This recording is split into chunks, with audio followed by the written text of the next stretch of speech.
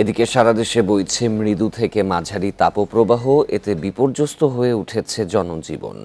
আরও জানাতে রাজধানীর আগারগাঁও থেকে যোগ দিচ্ছেন সহকর্মী আনোয়ার সাদাত নূর।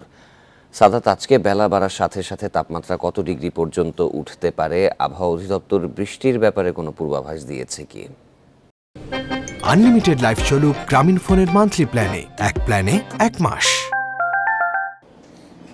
দেখুন, দুইটি বিভাগ ছাড়া কিন্তু দেশের 6টি বিভাগের উপর দিয়েই কোথাও মাঝারি এবং কোথাও তীব্র তাপপ্রবাহ বইছে। আবহাওয়া অফিস যদিও বলছে যে এই তাপপ্রবাহ কিন্তু এই চলতি এপ্রিল জুড়েই থাকবে, কোথাও কমবে কোথাও বাড়বে, এভাবে কিন্তু এপ্রিল পর্যন্তই থাকবে। রাজধানীতে কিন্তু গতকাল বিকেলে হালকা বৃষ্টির পরে কিন্তু আবহাওয়া কিছুটা অনেকটাই স্বস্তিদায়ক হয়ে এসেছে। সকাল থেকেও আমরা দেখেছি যে রাজধানীর আবহাওয়া মেঘাচ্ছন্ন আকাশ এবং সাথে কিছুটা বাতাস আছে। মানে গতকালের চেয়েও আজকে সকালের আবহাওয়া তুলনামূলক কিন্তু স্বস্তিদায়ক ছিল, কিছুটা গরম কম ছিল। তবে বেলা বাড়ার সাথে সাথে কিন্তু রোদের তেজ আমরা বাড়ছে দেখছি।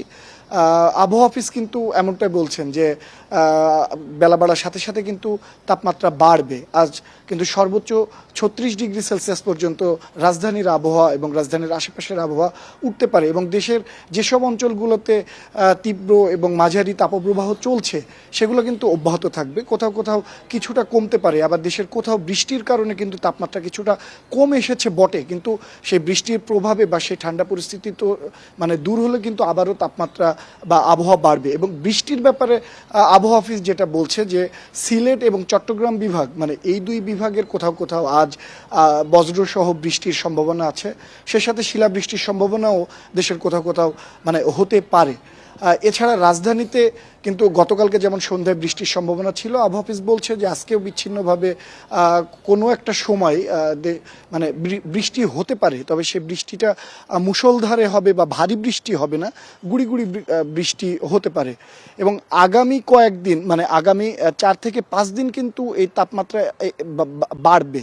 মানে যে একটা টানা বৃষ্টি বা স্বস্তিদায়ক বৃষ্টির সংবাদ কিন্তু আবহাওয়া অফিস দিতে পারছে না, বরং আরও 3-4-5 দিন পর্যন্ত এই তাপমাত্রা বাড়তে পারে বলে কিন্তু আবহাওয়া অফিস সতর্ক করছেন। এবং আবহাওয়া অফিস বলছেন বোঝা যাচ্ছে অতি সহসায় এই গরম কাটছে না। আবহাওয়া পরিস্থিতির খবর জানাচ্ছিলেন সহকর্মী আনোয়ার সাদাত।